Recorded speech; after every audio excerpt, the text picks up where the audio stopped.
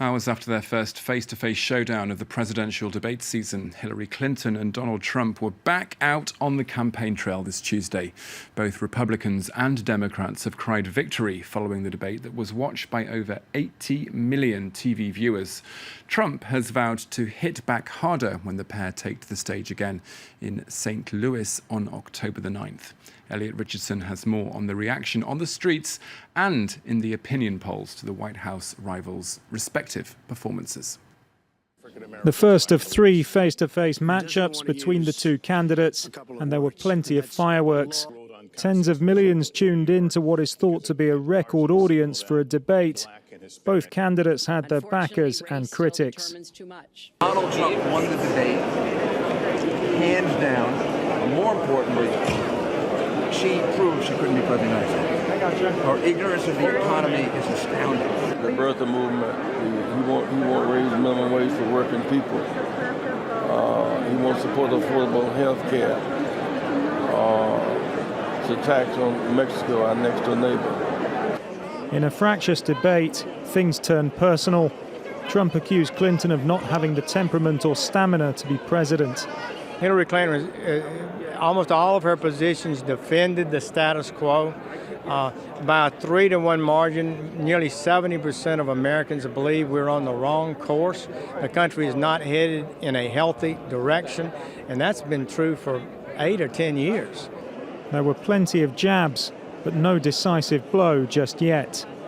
What's more important than who actually won this debate is who was actually able and in a position to begin to move the needle just ever so slightly toward one candidate or the other. Because remember, there's really a very small, relatively small percentage of people, Americans, who have not really made up their mind by this point. I'm not sure that either candidate was really in a position to influence dramatically those numbers. The race has tightened over the last few weeks, but the latest polls after the first debate suggest that Clinton has retained her narrow lead, with 6 weeks to go before the November 8th election. Well, for more insight, we can speak live to Ian Reifowitz, a professor of historical studies who joins us now from New York. Mr. Reifowitz, thank you very much for being with us here on France 24 this Tuesday evening here in Paris. We've heard there that Donald Trump saying that he plans to be tougher on Clinton when the pair meet again next. How might his arguments or strategy change? I'm really not sure if that would help him, frankly.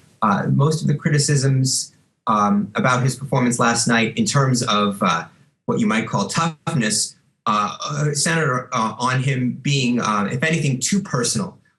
He, towards the very end of the debate, hinted that he had something else that he wanted to say about Hillary Clinton, but that he didn't think it was appropriate or nice, and so he was going to pat himself on the back for not saying it. And then after the debate, he told us what that was, that he was going to talk about Bill Clinton and his infidelities. And clearly when he says he's going to be tougher next time, he's at least hinting that that's where he's going to go. That's not going to help him.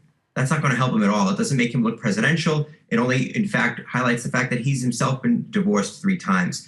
If Donald Trump wants to help himself, he needs to do better on the substance, better on the issues. He needs to demonstrate that he has knowledge of foreign and domestic policy that he really didn't. He really wasn't able to show that he has the knowledge based on those issues, at least not in this first debate that we saw last night. But the general view, though, is that Clinton did perform better than Trump. Why do people think that was the case? Well, I think you saw a number of things. The breadth of knowledge was there for Hillary Clinton. She was able to talk knowledgeably about a wide range of issues. Mr. Trump seemed to really focus his energy on trade and making assertions about jobs lost, and he didn't really seem to have a lot of knowledge when he went into other issues. So that was something that I think favored Mrs. Clinton and that voters responded to. But I think they also responded to the issue of temperament. Mr. Trump, frankly, was rude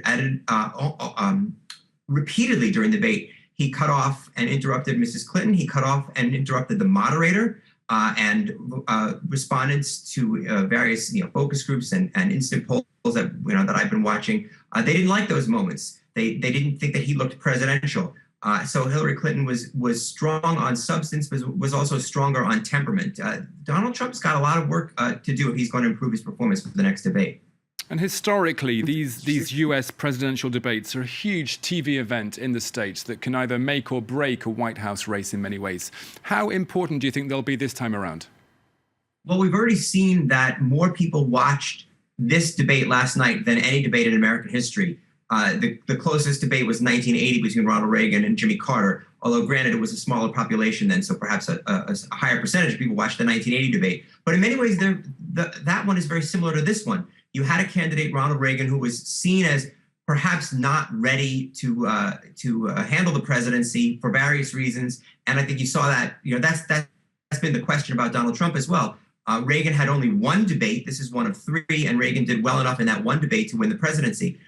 Trump has two more opportunities, but I don't think he's going to get a better one than he did last night with a huge number of people watching. And those people were turned off. I mean, you saw these scientific, the quote unquote scientific polls done by CNN, by public policy polling, where you've got on the one hand in CNN, a 35% margin saying that Clinton won, and at the other poll, the PPP poll, 12% margin saying that Clinton won. So even if you take the average of those two, it's a pretty strong victory for Mrs. Clinton. So in your view, everything is still to play for?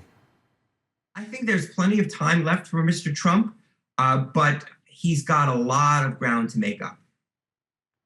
Okay, well, Ian Reifowitz from New York, professor there in historical studies. Thank you for that insight there on that first presidential debate between Clinton and Trump.